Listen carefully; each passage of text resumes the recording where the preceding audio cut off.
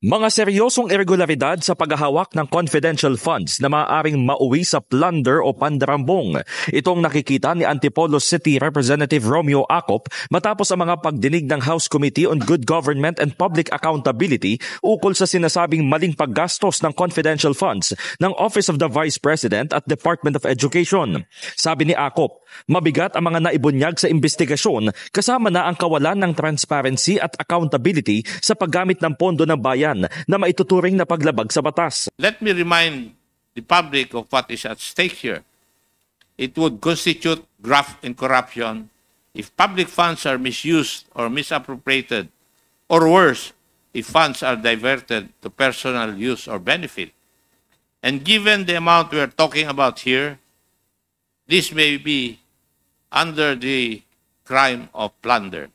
Nagastos daw ang confidential funds na tanggapan ni Vice President Sara Duterte sa paraan na direktang lumalabag sa COA-DBM Joint Circular 2015-01 kung saan na-bypass ng sistema ang itinatakdang safeguards tulad ng stringent documentation at accountability sa confidential funds.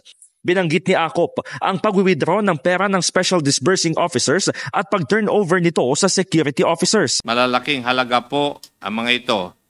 Sa OVP pa lang, nakakuha sila ng 125 million bawat quarter simula noong 4th quarter of 2022 hanggang 3rd quarter of 2023. Sa DepEd naman, 37.5 million kada quarter for 3 quarters or a total of 112.5 million.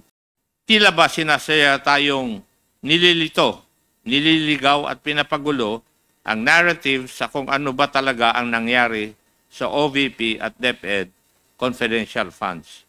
Naniniwala rin si Good Government Panel Chairman Joel Chua na kailangan ng higpitan ang alituntunin sa paggastos ng confidential funds. Panahon na upang magpatupad ng mas mahigpit na mga alituntunin sa paggamit ng mga confidential fund para sa mga confidential na gastos.